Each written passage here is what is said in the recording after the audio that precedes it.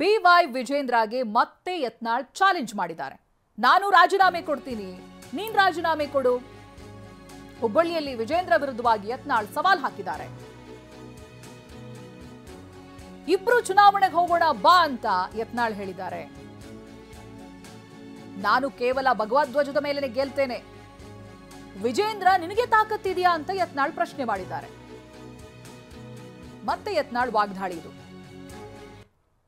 ಮೊದಲು ವಿಜೇಂದ್ರ ರಾಜೀನಾಮೆ ಕೊಡತ್ತೇಳ್ರಿ. ಯಾಕಂದ್ರೆ DK ಶಿವಕುಮಾರ್ ಹೇಳ್ಯಾನ, ನಮ್ಮ ಭಿಕ್ಷೆಯಿಂದ ನೀವು ಹಾಗೆ ಹೇಳ್ಯಾರಿಲ್ಲ, ನೀವು ಮಾಧ್ಯಮದವ್ರು ಹೇಳ್ರಿ ಏನಂತ ಹೇಳ್ಯಾರಿ, ನಮ್ಮ ಭಿಕ್ಷೆಯಿಂದ ನೀ MLA ಆಗ್ಯಪ್ಪ, ವಿಧಾನಸಭಾ ಕಟ್ಟಿ ಹತ್ತಿದ್ದೆ, ನಾವು ಏನಾರ ನಾಗರಾಜಗೌಡ ಕೊಟ್ಟಿದ್ರೆ ನೀನು 30,000 ಲಗ ಹೊಡಿತಿದ್ದೆ ಅಂತ ಹೇಳಿದ್ದ.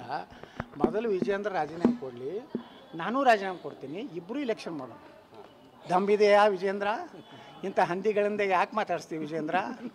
ಹಾಂ, ತಾವೊಬ್ಬ ಸ್ವಾಮಿಯಾಗಿ SC ಸರ್ಟಿಫಿಕೇಟ್ ಕೂಡ ನಾನು ನಾಚಿಕೆ ಆಗೋದಿಲ್ಲ ವಿಜೇಂದ್ರ. ನಿನ್ನ ಶಿಕ್ಷಣಿಗೆ ನಿನಗೆ ದಮ್ಮಿದ್ರೆ ನೀನು ನನಗೆ ನೇರವಾಗಿ ಮಾತಾಡ. ನನಗೆ ರಾಜೀನಾಮೆ ಕೇಳ್ತಿಲ್ಲ, ನೀ ರಾಜೀನಾಮೆ ಕೊಡು. ಶಿಕಾರಿಪುರಕ್ಕೆ ನೀ ಕೊಡು, ವಿಜಯಪುರಕ್ಕೆ ನಾ ಬರೀ ಭಗವ ಜೆಂಡಾ ಮ್ಯಾಗ ನಾ ಆರಿಸಿ ಬರ್ತೇನೆ. ಮುಸಲ್ರ ಓಟೇ ಬೇಡ ಅಂತ ಹೇಳಿ ನಾ ಸಾಬ್ರ ಓಟ ನನಗೆ ಬೇಕು. ಹಾಂ, ರೆಡಿ, ಐ ಆಮ್ ರೆಡಿ. ದಮ್ ಇತ್ತಂದ್ರೆ ಹೇಳತ್ತೇಳ್ರಿ ನನಗೆ.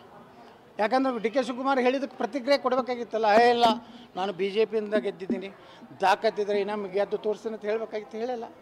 ನಾ ಹೇಳಕತ್ತೀನಿ, ಬಾ ನೀನು ರಾಜೀನಾಮೆ ಕೊಡು, ನಾನು ಕೊಡ್ತೀನಿ.